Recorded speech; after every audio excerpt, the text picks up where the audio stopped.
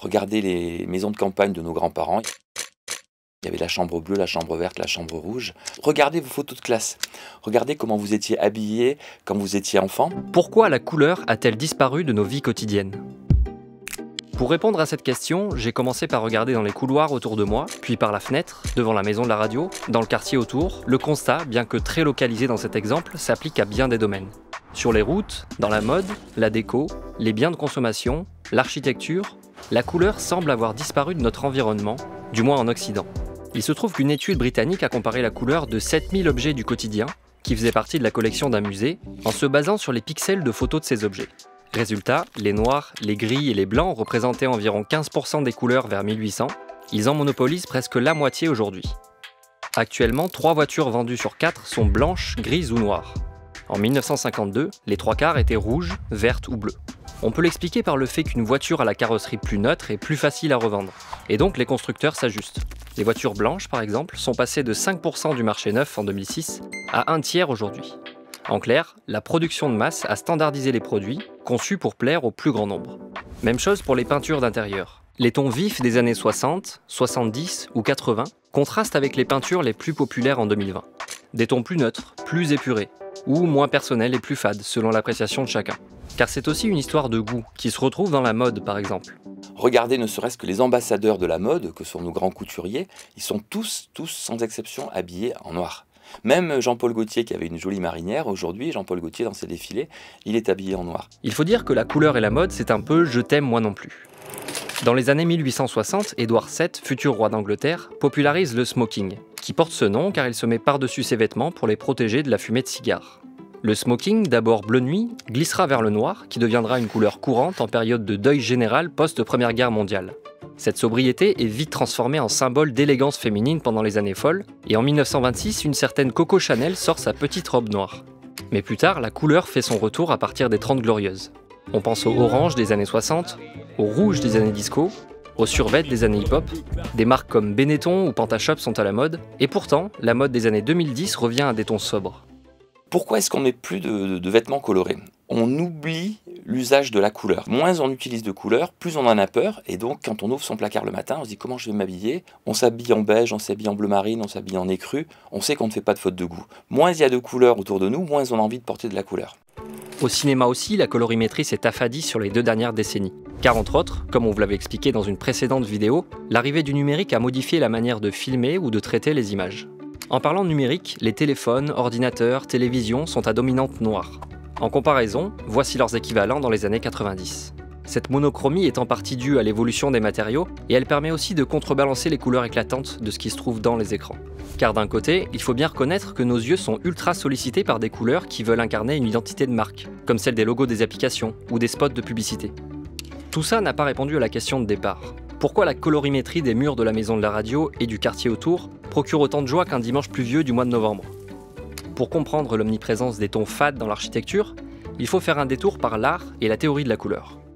18 juillet 1993, David Batchelor, un artiste écossais, a une révélation en sculptant dans son studio londonien. One day I was trying to make a little sculpture. It was going wrong, as things often do, and I painted the front of it bright pink. And when I did that, it very quickly struck me how little color there was, both in my studio, but also in the art world. I was taught by conceptual artists, so everything was tended to be black and white and grey. L'artiste se met alors à réfléchir sur le rôle de la couleur et invente un terme qu'il place en couverture d'un livre, chromophobie, qui veut dire The fear of color in the West. Vulgaire, peu raffinée, décadente. Il faudrait se méfier de la couleur selon certains théoriciens de l'art. It really begins with Plato and Aristotle, and then you can find this running through Western culture really since that point, that somehow color is sort of other to the higher workings of the Western mind. Charles Blanc, un bien nommé critique d'art du 19e siècle, écrit que la couleur est secondaire dans l'art. Une œuvre doit être appréciée avant tout pour son dessin, ses formes. Il attribue à la couleur plusieurs traits. Oriental rather than Occidental, feminine rather than masculine, infantile rather than adult. Colors associated with hedonism, with the appetites, not with serious reflection and consideration. Et ça se retrouve dans le cinéma. Dans un des premiers films en couleur, Le Magicien d'Oz en 1939, une petite fille est transportée dans un monde coloré, qui est celui du rêve, de l'illusion enfantine, pas de la rationalité. Au début du siècle, des artistes d'avant-garde préfiguraient déjà un usage réduit de la couleur, comme Marcel Duchamp. Une approche qui fera école dans l'architecture. C'est à cette époque qu'est fondée l'école allemande du Bauhaus, qui fait la part belle aux non-couleurs. So in the 1920s, you find Le Corbusier railing against color. So you have all these kind of manifestos by not just by Le Corbusier, but Theo van Doesburg and some of the Russian architects at the same time. You know, their fantasy was to design a completely colorless building. There is a strange paradox about Le Corbusier. Later on in the 1950s and 60s, he abandoned those ideas. Le Corbusier a amené une chose formidable, qui est la matière brute, le béton, etc.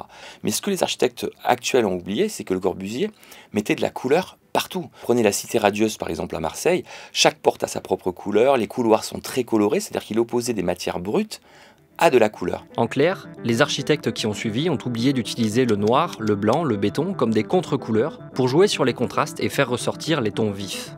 Bien leur en aurait pris de s'inspirer de cette jolie phrase du philosophe Ludwig Wittgenstein « Une couleur ne brille que dans un certain environnement, de la même façon que les yeux ne sourient que dans un visage ». Résultat, du verre, du béton, du métal ont poussé sur les bords de Seine et bien ailleurs. À partir des années 80 et jusqu'à aujourd'hui, la tendance se renforce. Les infrastructures modernes de Jean Nouvel ou de Jean-Michel Villemotte font la part belle aux formes, aux mouvements, avec des tons neutres et froids. L'architecture de moindre envergure a aussi pris le pli du grisâtre. Dedans, les murs se revêtissent de blanc, on parsème les bureaux de paravents gris, des objets si caractéristiques de la trentaine d'années qui a succédé aux 30 Glorieuses, originalement surnommées les 30 génériques par le journaliste Jean-Laurent Casely. On connaît l'importance des couleurs pour le bien-être et le développement psychomoteur des enfants. Elles sont des repères sociaux inconscients aussi, une manière de communiquer sur soi. Habillez-vous en rouge pour incarner le leadership, en bleu pour la confiance et la loyauté. Alors quelles seraient les conséquences d'un monde dépourvu de couleurs? Et surtout, après les calamités de ces dernières années, une pandémie, une nouvelle guerre, la surinflation, l'émergence des trottinettes électriques, est-ce qu'on n'aurait pas besoin d'un peu de couleurs?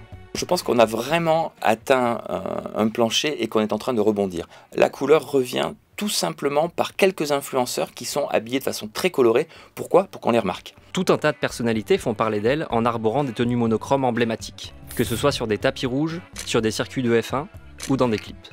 Et c'est pas tout. Elle revient en architecture, en particulier grâce à la Silicon Valley, parce que dans la Silicon Valley, il est hors de question de travailler dans des murs blancs. Les gens ont envie d'endroits gais, d'endroits conviviaux. En France, par exemple, aujourd'hui, tous les espaces de coworking ne sont plus blancs, parce qu'on comprend qu'on travaille mieux dans de la couleur, on est plus créatif avec des couleurs froides, on est plus productif quand on est dans des couleurs chaudes. Alors, est-ce qu'il serait pas temps pour un petit relooking ?